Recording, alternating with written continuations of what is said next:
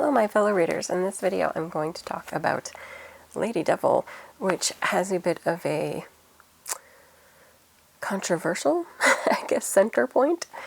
So I'm going to read the back and then I'll go into like what the first volume is. I have not read beyond this, so I didn't read the web comic version. I'm just going to go along with the printed version. But yeah, this is another one from Ice Press. And that's about it. Let's get into it. The twin sister, Giovanetta Valdemar, or Lady Devil herself, branded as such after her husband's heart was ripped out on their wedding night. The twin brother, Johann Valdemar, the exalted hero and shining son of House Valdemar, torn from Johann by their mother as children, Giovanetta can only glimpse her unrestricted brother through the single window in the room where she's kept under lock and key. So when Giovanetta is next betrothed to a much older nobleman, the fear of yet another cage drives her to make a desperate plea for help to the devil Ducomon. I don't know if I said that right.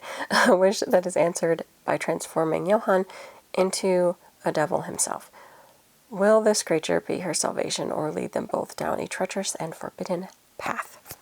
Dun, dun, dun. So they're not the only two in the family. They also have a younger brother who is currently a monk. I don't think there was another one besides the three, but there's the three kids. The one brother sent off, and because he did not have the wherewithal to be a soldier, so they sent him to be a monk.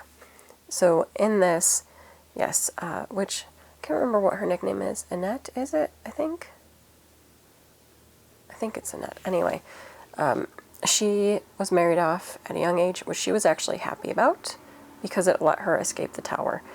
And we get flashback as to what happened, and I'm going to go ahead and spoil that because it's early on in the story.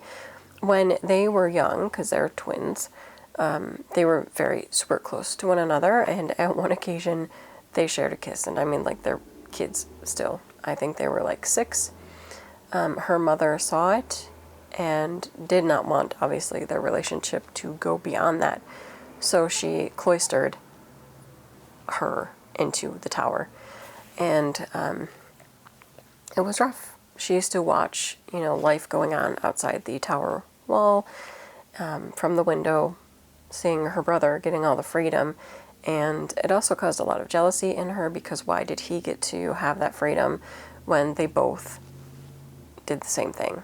So caused a lot of mixed feelings in there, but when she's finally able to be betrothed for the first time and get married, she was excited too, because now she would get some taste of freedom. Then, of course, her husband died on their wedding night. It has not revealed, like, what happened there, so I need more story about what happened there, like who took her husband out. But yeah, we just see, like, in the background, his heart's been, like, ripped out, and he's just, like, so, like, I don't know. Was it a devil thing? Is it going to turn out to be a brother? I don't know. But in so doing, she ends up back at her house, and because her husband died in such a way, everybody starts calling her Lady Devil. And, yeah, she gets the blame, once again, for something that she didn't do. It's not her fault. But whatever. So going back to the whole thing of now she's a free woman, her father doesn't want that, so he quickly gets her betrothed off again, this time to a much older man that she is dreading. She doesn't want to. She really just wants freedom. She wants the right to choose for herself. And there is an ancient story that goes back on her mother's line where they had the demon. I don't remember. But the demon ended up getting separated, like they split his body into different parts. But she's convinced if she can gather the pieces together and free the devil/demon, she will get a wish granted, or she will be able to make a deal to get what she wants. And in this case, she really doesn't want to have to marry that man. She goes through with it. She finds where everything's cloistered underneath the castle, and yeah, makes a little prayer, I guess, and instead of anything directly happening with her or her father being like, oh, it's wiped out or whatever, the strange things start happening with her brother, and her brother ends up transforming into a demon, and chaos ensues. So this series, as of volume 1, does deal with things like incest. It deals with, obviously, the differences in gender roles, where she's expected to just, I don't know, take the blame for everything, but also she has the duty, like her duty as a woman is just to get married to whomever her father wants in order to make the best deals for their group of people, where she doesn't want that. There's also the other brother that comes in, the younger one, who is the monk, but is also not a pure person. Like, obviously not living like this religious ideal. He took that role because he could not do anything else for the kingdom, so his role was expected to be, all right, then you go to the monastery. So it is like questioning expected roles of people. And I think it also, to a degree, deals with the pressure that is put on Johann, as he's expected to take up this glorified mantle and be like this perfect soldier, this perfect son, and he'll be next to like oversee everything. I think that also is a lot of pressure. So it's kind of questioning societal expectation. And I think as we get further into the series, we're going to deal with more. I can't say more than that because I don't know at this point what more it's going to question.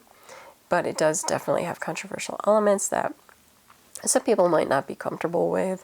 I think it's fascinating just looking at the way that society has like put these expectations on these people, and then how do they respond and react.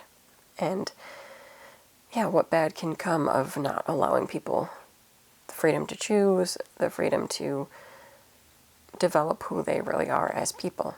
So anyway, if this sounds at all interesting, you can check it out. I'm excited. The next volume, I think, is out next month.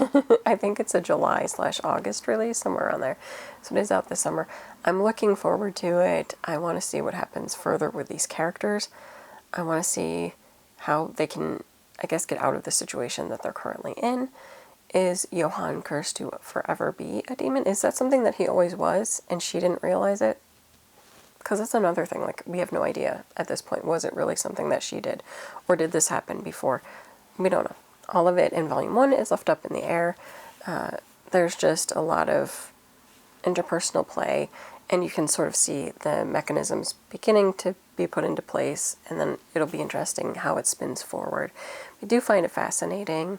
I would recommend it if you are prepared for all of the stuff that goes with this series, because I think it's fascinating.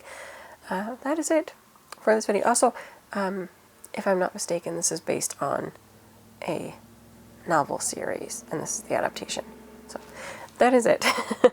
That's it for this video. Until next time, bye.